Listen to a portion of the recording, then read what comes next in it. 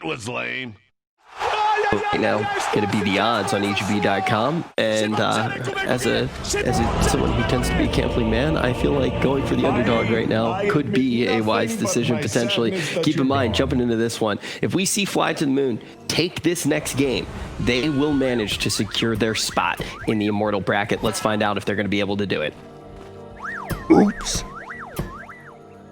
That's right, they seem to be rocketing their way up to that playoffs, but they have to close out this series first. Fogged, and, well, we closed out that cast talking about, like, okay, this tiny Bat Rider's a problem. I offered you a Sophie's Choice that said pick one. You said, okay, it's the Bat Rider, and apparently Alliance has said, oh, we'll just leave them both in. Yep, I mean, they made it work last time. It looked real hot, and now there's an even squishier hero. There's a Weaver. Yeah. Sure, Weaver is more elusive, I could say, in the lane in comparison to a Slark versus the Bat. But yeah, they popped off, and yeah, they are going to switch it up though, right? Because we did see that Pango as the last pick, so it's not going to be General playing the Bat. So, I mean, maybe that's the that's a little alteration that Alliance did need, not having General playing down, but love General on his Pango. He is a really, really strong Pango player. We see that Platinum up there, of course. He loves to spam this hero. And I think they have good frequency for fighting. That's the one thing that I did see on Alliance's draft this time compared to last time. They were pretty cooldown reliant the last time, and I feel like Fly to Moon kind of took advantage of that, the way they reset and took their fights in a better manner. Alliance not really cooldown reliant this time. They can look to fight every single time. Match that aggression. Bounty Rune's about to spawn. Save that for later. Okay. And always want to fly, already setting up those sticky napalm stacks, but because it's a Darkseer, this is not an easily won fight. And they're just going to have to back away. There's a lane where you just want to sustain. Always want to fly. He's gonna try to kill people or anything that overcommit. But for the most part, it should just be V2 and just sitting there kind of sustain. As long as they don't get their double waved, I think that's really important. I think they have to actually just play ahead of the lane, exactly what they're doing right now. 2S4, just push him away so he can't actually get double ion shells on the waves to push it in super hard, because they don't have ways to force the lane out. A lot of times when you do see teams versus Darkseer, when they have the safe lanes, they try to kill those creep waves really quickly, but their heroes just don't. So you have to push them away. And let's see how they do up top. This is a tough lane for General. Yeah. In comparison to him playing like the Bat Rider versus melee heroes or anything like that, he is a squishy Pango versus double ranged.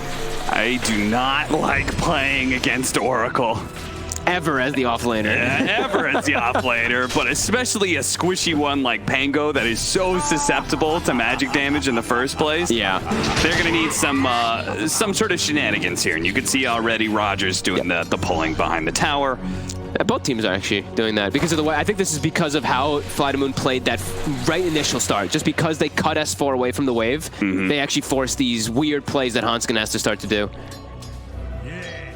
Okay, and then we glance at that mid. Should be pretty good for the Void Spirit. You have a much better animation, but you're gonna get harassed a lot, and Invoker should be able to at least make you force a lot of that gold, even though you're leading in last hits on that regen that you're gonna have to buy.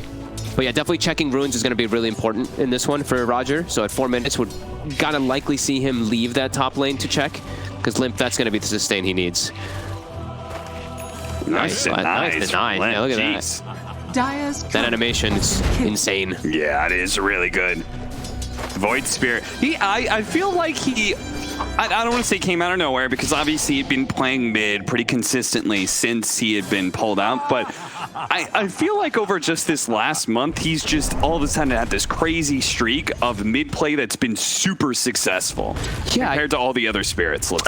I feel the same way, actually. He's been feeling really strong. I don't know if it's because of like these null changes or anything like that, something along those lines. There's something about the hero, though, that definitely does. And I mean, I do think like Bottle's becoming super popular again, and just like these slight null changes, I think it does enable those type of heroes to really run rampant. Iceberg doing the best he can, really trying to pressure Limp as much as possible. Does still have the cold snap, but he does have a healing salve. He has to go out of vision just in case that long-range cold snap could catch him otherwise. Yep. And the matchup is kind of playing out as we were saying, right? It's going to be leading Void Spirit last hits, but he'll spend money on regen, so we'll probably see that continue. Top, we are continuing to see General suffer. Roger not having the game that he did have in the last one, where he was able to easily set up for some combos. Yeah, Roger was such a big reason why Fly to Moon was able to take over the game so early. And he had that very early level 7 before 10 minutes, which is kind of insane for a 4 position. And I doubt he's going to be able to have the same kind of success rotating into the mid lane as well, right? Where last time he was against Death Prophet, a little bit harder to lock down a Void Spirit. Yeah, it's going to be, I mean, he still definitely can, though. He still can do the, he can smoke up like he did the last game, because he did smoke in the first game as well. And there is a ward there, but that might be able to catch off guard. But yeah, it's about rune checking. So we see he's already in position. Alex can actually get the courier snipe behind tower. Nice and cheeky. But yeah, Roger sitting top rune. They're going to go send the Earth Spirit bottom on the side of Alliance to make sure that, or to hope that Limp is able to find that rune. I like that. Roger stacking while he's securing the rune. Iceberg heads on over. It's a DD. Thought about denying it. And then he's like, I guess it's free. Radiant's middle That's going to be a good pickup for him. Yeah, absolutely.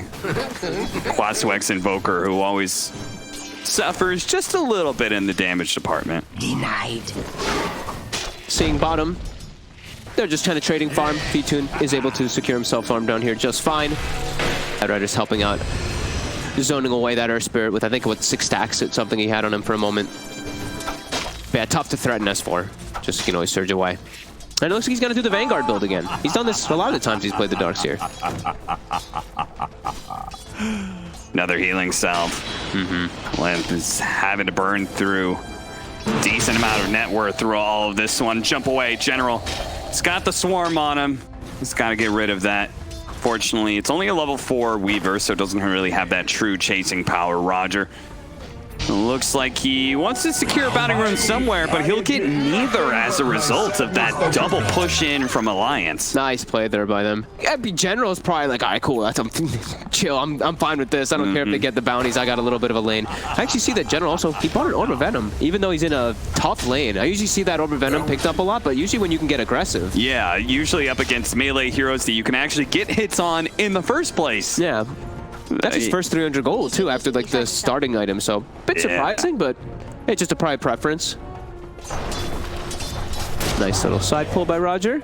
Gets that lane back for General. And, hey, all things considered, I mean, General's going to be approaching level 5 versus a Weaver Oracle lane. And he's got last hits to boot. I mean, I think he's very happy up here, even though they haven't, made any plays with Roger. He's done the creep pulls all the time.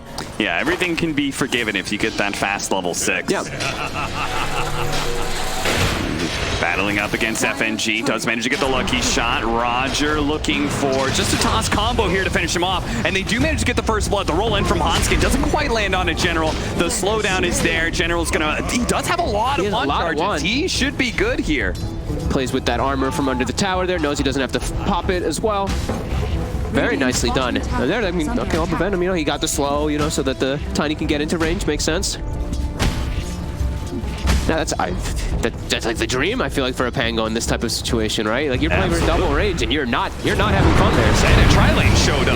Yep. The mid rotated over as well. Now, doesn't catch you. Instead, it catches Roger, the very underleveled Tiny. Iceberg looked like he wanted to TP there, but too many heroes. It is 4. They're trying to capitalize on a catapult timing, which is this is not something you see every day anymore. The offlane tower getting so punished that they really want this. This is some, like, throwback 8 years ago when people were like, pull the creep wave, take the offlane tower. Me and Lacoste were actually just memeing about this upstairs before, how this is literally what people used to do back in the day. They're actually going to get this full tower. So this is a bit of a meme stat, Fonged, but when a team takes the off-lane tower as the very first tower, they have like over a 70% win rate.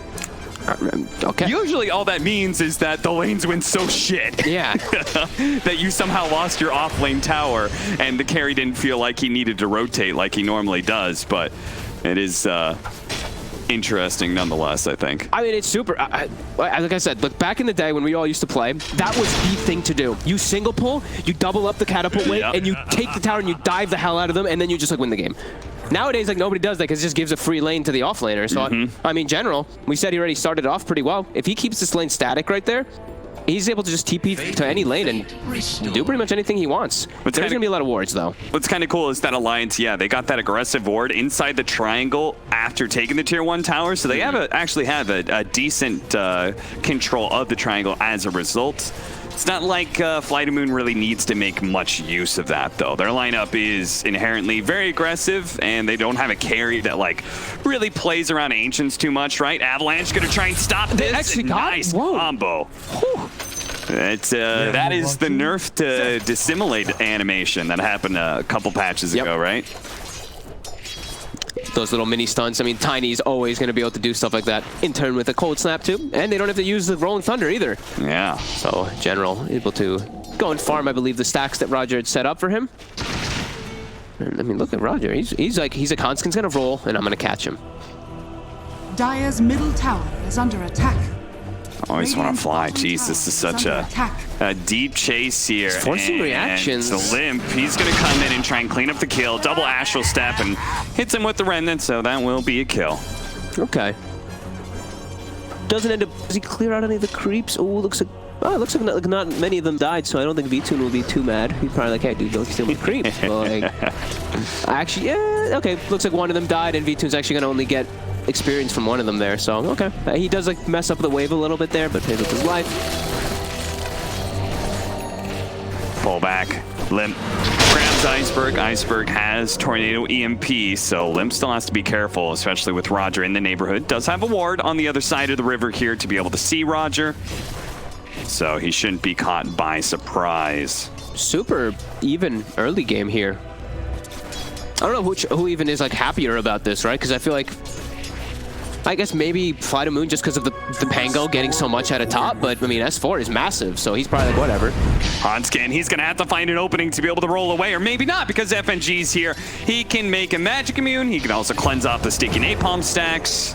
A lot of answers to the Bat Rider. They're responding with 4 almost every single time on Alliance. Now they have an Urn too, I believe, finished up, so that'll be nice if they do get another situation like that. Great responses. Iceberg, he's not able to make the moves. Limp is getting more active than him in these first few moments. After getting killed, of course, that first time. Speaking of active. Iceberg coming in, trying to stop the roll away. The Surge instead is what's going to get Hanskin out of danger. Great save. General still wanting to stay in the area. This is a very tanky Darkseer, though. Like we said, S4, he likes to go for the Vanguard build, which is a bit different, but not a lot of ways that you kill this man when he's sitting above, what, like 1,200, 1,400 HP, yeah.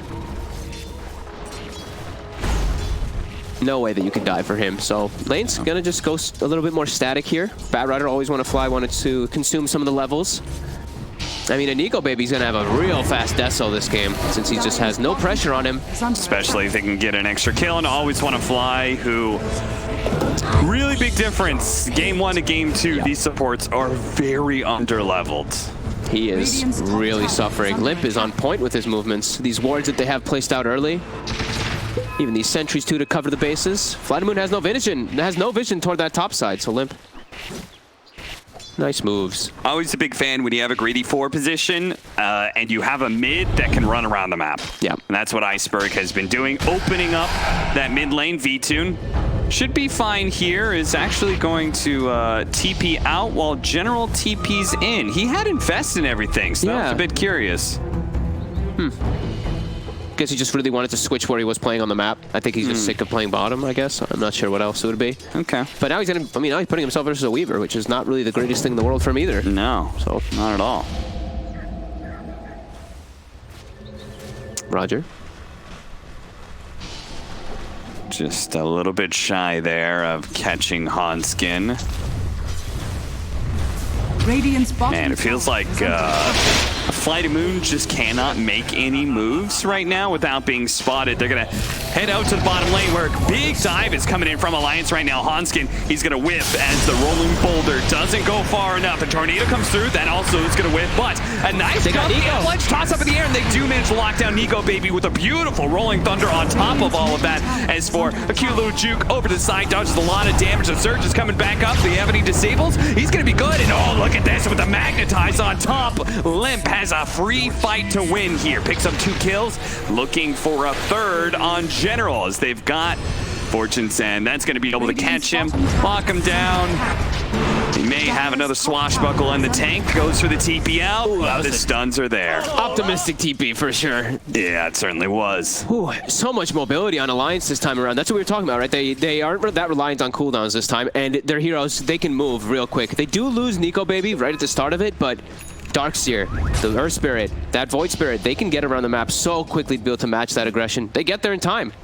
So Vanguard paying off. Do you think that was a conscientious decision by Alliance heading into this Game 2's draft? They're saying, we're going to give them this, but this time around, like instead of focusing on the team fight aspect, we're going to focus on being able to play faster than them. That's what it looked like, right? At least for me, when I see like them going for like a Void Spirit instead of Death Prophet, right? That's sure. Oh, that's a real big S4. Yeah. He gets caught. He did not expect him to move there at all. He was farming very dangerously. Yeah, at least from what it looks like, I would imagine that they wanted to just play at a faster pace. Nice roll in there from Hanskin, and the lucky shot doesn't actually hit Nikobaby, so the damage is still there. Looks like we're going to be trading safe lane towers still. I'm worried about what Always Wanna Fly is going to contribute in this game. Yeah. Especially like Weaver's going to have a Deso pretty much finished up. He's going to get 3-shotted in pretty much every occasion. He's going to just have to be real far back and just be this annoyance with Sticky. Meanwhile, Oracle has 1,000 more net worth than him, but also Oracle doesn't need a whole lot of net worth to do what he needs to do. Yeah, exactly. This 5-position Batrider is not going to be able to do much, but Roger, he still gets a 14-minute Blink Dagger somehow in this game. Yeah. All that space he was given by Iceberg in the mid lane, Roger's just been farming away. He's soon going to have his combo maxed out. If he can get to level 9 with Blink Dagger, then Tiny is officially at a big, big peak. Yeah, Nikobaby went for a squishy build. He went for the Deso. I saw he does have Dragonlance next queued up, but he is at potential of getting burst by this Tiny in a lot of situations. The rest of the heroes, not so much. Void Spirit still, but Darkseer, no. Darkseer and Earth Spirit still going to be those tough ones for him to grab. See Iceberg, this game, not going for the urn. Not as important when he's not playing versus Death Prophet, not playing versus Timbersaw. Doesn't have to go for Vessel. He wants Orchid because of that mobility in particular versus Void Spirit. Yeah, we'll see if that lockdown works out. Limp already has an answer to it in the Yule Scepter, but very often Void Spirits like to be able to use that Yule's offensively, so... Still big that he has it so fast. Yeah. Every single one of his rotations has worked. He's been able to find heroes all the time. Catch General, pulls him back into the wall. Hanskin nails him with the roll in. Is under attack. Nicely done. Yeah, Limp is, I mean, he's on fire. He's really looking, I mean, Death Prophet's a fucking hero, but... Roger is there. Oh, he spotted him. Spotted him, managed to get the silence on top of him. So Nikobaby's going to be able to get that kill before Roger gets off a combination. From the way that they're playing as well, I do have to say, it really does feel like they're all about that faster kind of play this time. Like, it matches their lineup, but it's just, this is what it looks like they want it to be. That matching style versus Fly to Moon, because Fly to Moon likes to fight. That's the type of team they are. They like to try to match the aggression, so Alliance is just meeting them at every single point. And now, I mean, they have a mech now even on the Darkseer on top of that Vanguard, so everyone on the side of Alliance is now much harder to pop from Roger. Yeah. I feel like, again, that's another thing where we focus so much on draft and like hero interactions and stuff. Like sometimes teams are just looking at strategy of against this team, how do we want to actually play? Nice roll in onto the Iceberg Invoker, who dies immediately. Now General has a good Rolling Thunder that's controlling up Hanskin, but V-Tune is struggling to be able to finish him off, and FNG bails him out with that false promise. Now S4 has free ways to disengage with the Surge, so V-Tune, you could see he just doesn't pump out enough damage to threaten anybody on Alliance just yet. No, I mean, it really does feel like they're going to start falling into further and further damage issues as this Oracle is just always, we saw it last game, but from the other side, this Oracle just always in the right place and just negates everything. And it's such a single target focused lineup, right? Batrider, Lifestealer, Invoker, Quaswex Invoker, you know, it's definitely going to be a potentially strong game. We're going to see how Fly to Moon address the Oracle problem, though, because we said Alliance, they really struggled in getting on top of the Oracle first in a team fight, so maybe Roger can do a bit better. Yeah, it's gonna be really up to Roger in general to find that backline. I think I saw General doing like the Yule's Blink. He has to go for this type of build to find this Oracle in the back. Right on top of each other, they do go for the infast combination against Hanskin, but Alliance is right next to him. They're gonna be able to get the, oh no, does manage to get off the rage before the Remnant can grab him. That is a Do they have any suns? There's the vacuum. I was so puzzled. I was like, they gotta have a sun somewhere, right? V-Tune struggling to get out here. Always Want to Fly was saying, take me instead of him. And Alliance says, well, why not both? And there is going to be Always Want to Fly getting popped before his TP could complete. Now the Rash will step forward. Yule Scepter, they have the Remnant to be able to pull him back in. The toss forward, though, comes in from Roger, does a decent amount of damage, and allows General to be able to get off that Rolling Thunder. Chasing Nikobaby, spots him once, hits him, trying to bounce off the wall to stay on top of him. Nikobaby, he's pretty healthy. He's got 1,200 HP. He's feeling good right now. Looks to be able to chase into this tier 3. Roger, meanwhile, tried to pop close. S4, but it was so close. Did S4 have a range drop? The Sunstrike missed him. And Roger, he had no way to be able to get out of that. They're really starting to snowball. They're all just, it's every single time, it's just like 5 heroes, right? Alliance just ends up with 5 heroes in every single situations. They're just outpacing. And it's really starting to feel like Fly to Moon, they just don't have damage in their draft versus this Oracle. Versus this Darkseer as well with that early mech. They're really starting to run away with this one. Limp just playing way more comfortable, it looks like, on this hero than on Death Prop. You know, like I was saying, the Death Prop is one of his comfort picks, but he's looked much better on his Void Spirit recently. He just is able to be more active. Now, Weaver is one of the oldest counter picks to Lifestealer in the game. Lifestealer has changed a bit. We've also got a lot of different items that were not in the pool in the old school days of Dota. For sure. Do you feel like this matchup has changed at all, or do you think it's still a pretty heavily one-to-one counter? I think it's still pretty heavy for the majority of the game. It's once Lifestealer is able to get like Abyssal Blade. That's the one that changes it, right? Halberd, sure, is going to be able to, you take less damage, but you're still never going to be able to actually threaten the Weaver until you have an Abyss. Oh, that feels bad. They get the Orchid off, but a Yule Scepter stops a Pango from getting off that Rolling Thunder. May still have a chance to be able to get it, but he has so much damage coming his way. He's still going to be rooted up. Meanwhile, they've lost the Earth Spirit, though, and chased away the Bat Rider. 1 for 1 so far as General gets away thanks in part to the Infest from V-Tune, giving him that big increase in health pool.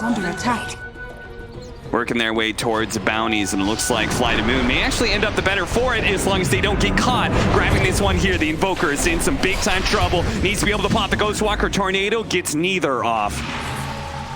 That was an excellent fight the way Alliance took it.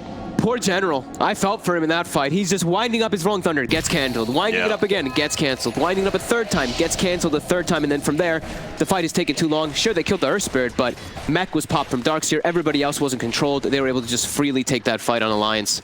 It sucks, but I think there's a pattern set where you have to start just accepting, okay, I got a Rolling Thunder from a bit of a distance and kind of come in. I'm not going to get that full duration that I want to, but I don't think you could swashbuckle into these engagements anymore. There's too many near instant stuns from Alliance. You got the stun from Hanskin and the silence. You've got the Yules and the Aether Remnant. You've got Vacuum that goes off instantly. Fortune's End is fast enough to catch you. And now they're in a tough spot because Nikobaby, sure, he might have been, threatened because of Tiny, threatened because of Pango, but his BKB, no threat anymore. And with the backing of FNG, who's now about to level 12, cast range increased for Oracle on the ulti, so he can sit even further back. Probably get it after the next fight or after a couple creeps here. Pupil's Gift makes Nikobaby super tanky, and he's got an Aegis. I feel like this Weaver is just not going to die at all. It's starting to feel like that, yeah. Iceberg, he's not having the game he had last time. It's the opposite, right? It's Limp actually being the one who's dictating the pace, who's making all the moves. Iceberg seems to not be able to find much of anything in this one. 3-man smoke up from Alliance. They continue to keep hitting Fly to Moon, keep them off kilter. Arcane Rune, Nikobaby's got BKB, so they just have to bail. Yeah, and it's a cute play. I always want to fly with the lasso TP out. Saving him, but right into a sentry. So unfortunate for Iceberg. He's probably sitting there like, God, I cannot seem to catch a break, but that's what that ward sentry combo is there for. Such good coverage by Alliance this time around. Yeah, Iceberg he's not having a game. He's just unable to really do anything. And now as it progresses, it gets harder because they're all getting BKBs, higher levels for Earth Spirit, for silences, for stuns. It's looking rough. Looking real rough right now for Fly to Moon. Dire's structures are fortified. Don't see how they take any of these head-on engagements with how farmed Alliance is now at this point. With their heroes, this Bat Rider, as we said, he was probably going to be out of it for the majority of this game, but it looks like it's going to be for all of it as they're diving for him again. They're going to get, oh no, the vacuum pull in. General, he has to swashbuckle backwards. V-Tune pops out of General here, but doesn't feel good about engaging, at least not yet anyway. Ooh. There's going to be an Orchid just kind of whiffing onto the Void Spirits, and Alliance it's looking like they can kind of freely go in here in a second as Limp is going to do so against the Invoker. Managed to grab him with the Aether Remnant. Nikobaby commits his BKB to ensure that the mid of Flight of Moon goes down. General with a good Rolling Thunder disruptive, but there's no damage behind it. As you can see, V-Tune can't even deal with Hanskin. In fact, he is getting pulled back into his doom. He's dead. He may have buyback, but without the Invoker, yeah, they're just done. They said, okay, Alliance, you got us. Let's go to a game 3. Let's just have a nice clean reset and not lose the mentality that got us into this position of just being one game away.